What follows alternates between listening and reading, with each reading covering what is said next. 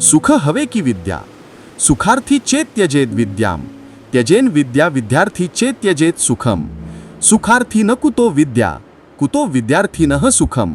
3. अर्थ. चाणक्य सांगतात की विद्या आणि सुख हे दोन्ही एकत्र मिळू शकत नाहीत. ज्याला सुख आणि आराम हवा आहे त्याने विद्या मिळवणे शक्य नाही, आणि जो खरोखर विद्येच्या शोधात आहे त्याने सुखाचा त्याग करावा लागतो. कारण विद्या मिळवण्यासाठी परिश्रम, त्याग, जागरण, कठीण साधना लागते.